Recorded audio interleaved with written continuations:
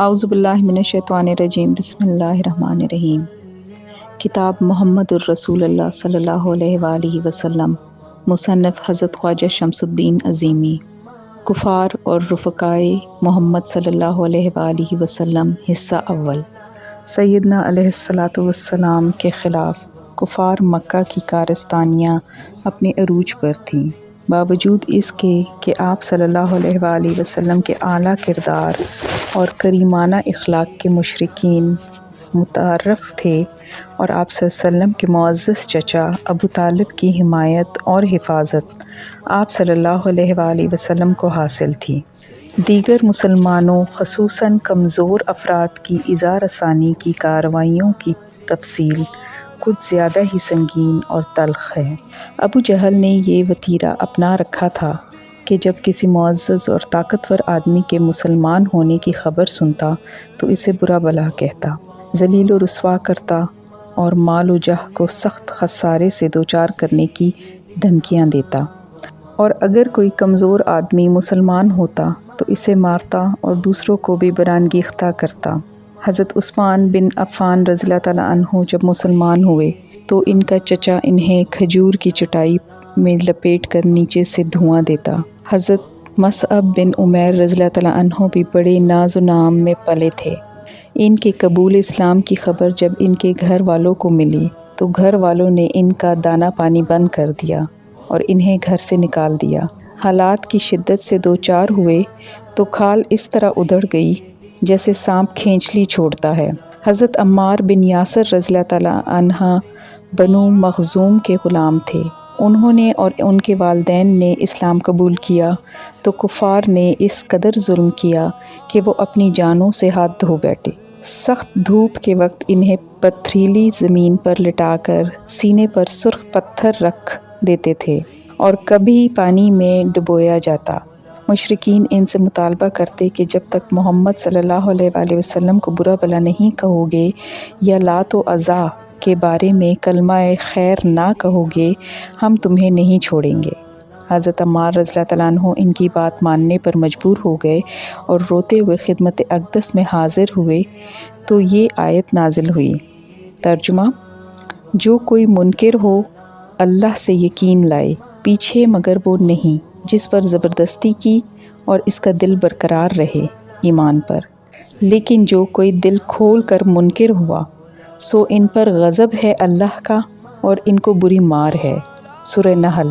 حضرت عمار رضی اللہ تعالیٰ عنہ نے اسی ظلم و ستم کے نتیجے میں شہادت پائی۔ ان کی والدہ حضرت سمیہ رضی اللہ تعالیٰ عنہ اسلام کی پہلی شہید خاتون تھی جن کو ابو جہل نے نیزہ مار کر شہید کر دیا تھا۔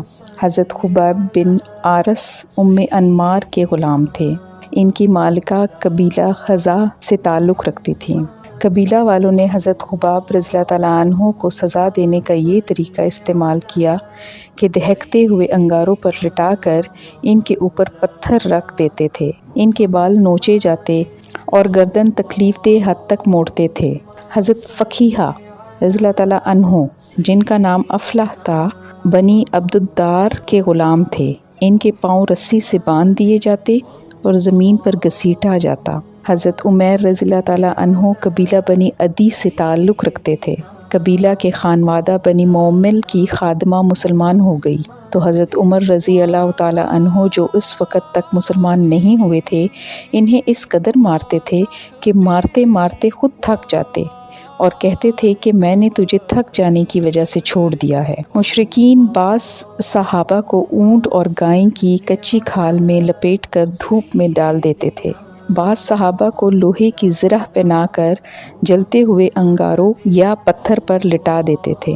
پہلے غلام جو حضرت زید رضی اللہ تعالیٰ عنہ کے بعد حلقہ اسلام میں داخل ہوئے وہ حضرت بلال حبشی رضی اللہ تعالیٰ عنہ تھے۔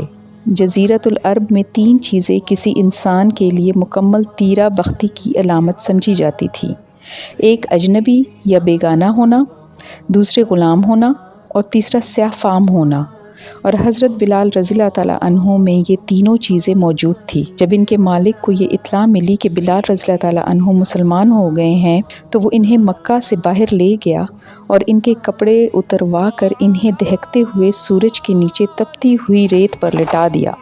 ان کے ہاتھ پیر باندھ دیے اور سینہ پر بھاری پتھر رکھوا دیا اور ان سے کہا کہ یا تو اسلام کو چھوڑ دے یا تپتی ہوئی ریت پر پڑا رہ یہاں تک کہ تیری جان نکل جائے۔ حضرت بلال رضی اللہ تعالیٰ عنہ یہ جانتے تھے کہ ان کا مالک اپنے کیے پر عمل کرے گا اور ان کے ہاتھ پیر نہیں کھولے گا، لیکن انہوں نے دین حنیف سے دستبردار ہونے کی بجائے موت سے ہم آغوش ہونا گوارا کر لیا اور مرنے کے لیے تیار ہو گئے۔ لیکن اسی دوران عبداللہ بن عثمان جو حضرت ابو بکر رضی اللہ تعالیٰ عنہ کے نام سے مشہور تھے، حضرت بلال رضی اللہ تعالیٰ عنہ کو نجات دلانے کی غرض سے ان کے مالک کے پاس پہنچے اور ان کے سامنے حضرت بلال رضی اللہ تعالیٰ عنہ کو خریدنے کی تجویز پیش کر دی۔ حضرت بلال رضی اللہ تعالیٰ عنہ کے مالک نے جب یہ دیکھا کہ حضرت ابو بکر رضی اللہ تعالیٰ عنہ اس کے غلام کو بہت مناسب قیمت پر خرید رہے ہیں تو اس نے انہیں بیچنے پر رضامندی ظاہر کر دی اور حضرت ابو بکر رضی اللہ تعالیٰ عنہ نے حضرت بلال کو خریدنے کے بعد آزاد کر دیا۔ دو عورتیں جو حضرت عمر رضی اللہ تعالیٰ عنہ کی خادمہ تھیں حلقہ اسلام میں داخل ہو گئیں۔ ان میں سے ایک کا نام لبنیہ اور دوسری کا نام زنیرہ تھا۔ عمر رضی اللہ تعالیٰ عنہ حضرت بلال رضی اللہ تعالیٰ عنہ کے مالک کی طرح شقی القلب نہ تھے کہ ان کنیزوں کو بندھوا کر تپتی ہوئی زمین پر پھینک دیں، بلکہ انہوں نے ان دونوں کو کوڑوں کی سزا کا مستحق سمجھا اور ان سے کہا کہ میں اس وقت تک تم پر کوڑے برساتا رہوں گا جب تک دو باتوں میں سے ایک پوری نہ ہوگی، تم محمد صلی اللہ علیہ وآلہ وسلم کے دین کو چھوڑ دو یا تمہاری جان نکل جائے۔ اگرچہ ان دونوں کنیزوں کا بدن لہو لہان ہو چکا تھا، لیکن انہوں نے محمد صلی اللہ علیہ وآلہ وسلم کے دین کو چھوڑنے سے انکار کر دیا۔ یہاں ایک بار پھر حضرت ابو بکر صدیق رضی اللہ تعالیٰ عنہ ان کنیزوں کی مدد کو آگے بڑھے اور عمر رضی اللہ تعالیٰ عنہ سے کہا کہ وہ ان کنیزوں کو ان کے ہاتھ فروخت کر دیں۔ عمر رضی اللہ تعالیٰ عنہ نے دونوں کنیزوں کو حضرت ابو بکر رضی اللہ تعالیٰ عنہ کے ہاتھوں فروخت کر دیا اور انہوں نے دونوں کو آزاد کر دیا۔ چوتھی عورت جو اسلام لائی وہ صحرا میں رہنے والی ایک خاتون تھی جس کا نام غزیہ رضی اللہ تعالیٰ عنہ تھا۔ غزیہ رضی اللہ تعالیٰ عنہ کنیز نہیں تھی، وہ مکہ آنے کے بعد مسلمان ہو گئی اور پھر کھلے عام لوگوں کو اسلام کی دعوت دینے لگی۔ صحرا نشین عورتیں بھی بدوی مردوں کی طرح بہت بے باک اور نڈر ہوتی تھیں، لہٰذا وہ خاتون بھی اہل قریش کے ڈرانے دھمکانے سے قطعاً خوف زدہ نہ ہوئی۔